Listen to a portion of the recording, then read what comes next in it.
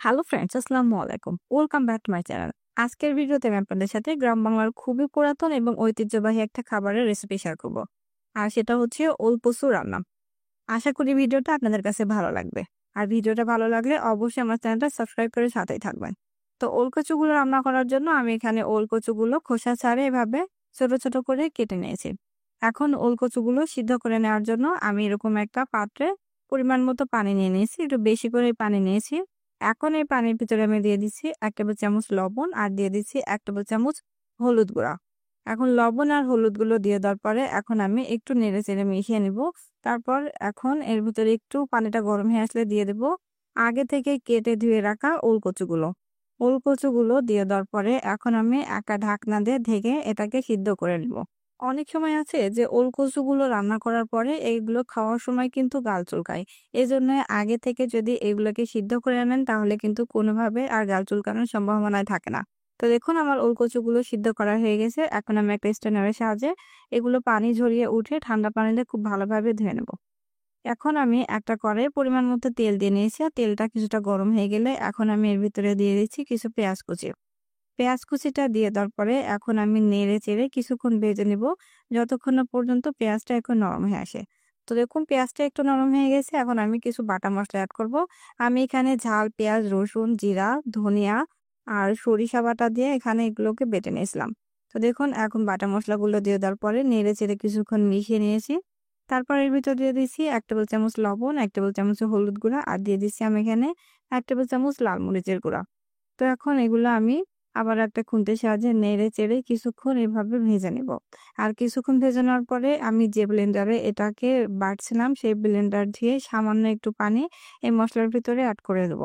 তারপরে এই পানিটা দিয়ে দেওয়ার পরে আমি নেড়ে-চেড়ে মসলাটাকে আবারও কিছুক্ষণ কষিয়ে নেব। যখন মসলাটা একটু এরকম কড়াইয়ের সাথে লেগে আসবে তখন আমি এর ভিতরে দিয়ে দিছি ২ টা টমেটো কুচি। টমেটো কুচিগুলো দিয়ে দেওয়ার পরে আমি আবারও একটু নেড়ে-চেড়ে এটাকে মিশিয়ে নিয়েছি। তারপর আমি আগে থেকে যে সিদ্ধ করে ওল কচুগুলো তুলে রাখছিলাম সেগুলো এখন আমি মসলার ভিতরে দিয়ে দিচ্ছি। ওল কচুগুলো দিয়ে দেওয়ার পরে এখন আমি নেড়ে-চেড়ে মসলার সাথে এই ওল কচুগুলো খুব ভালোভাবে কিছুক্ষণ এভাবে কষিয়ে রান্না করে নেব।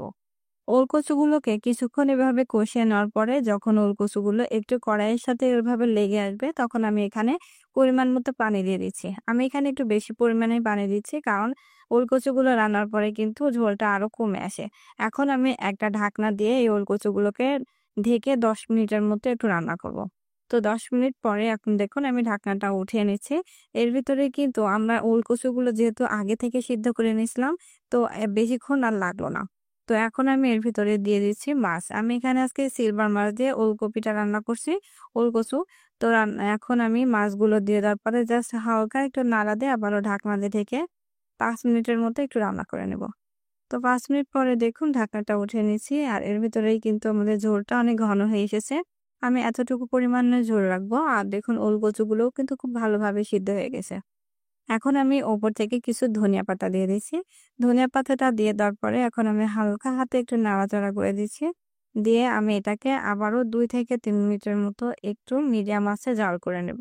আমি আরো ২-৩ মিনিটের মতো ওই কচুটা এভাবে রান্না করে নিয়েছি। আর এই তরকারিটা কিন্তু রান্নার পরে ঝোলটা আরো কমে যায়। আমি আর বেশি ঝোল কমাবো না। এখন আমি চুলাটা অফ করে দিয়ে এখন এই তরকারিটা আমি একটা পাত্রে ঢেলে নিচ্ছি। তো দেখুন খুব সহজেই কিন্তু রান্না হয়ে গেল গ্রাম বাংলার খুবই পুরাতন এবং ঐতিহ্যবাহী ওলকচু রান্না।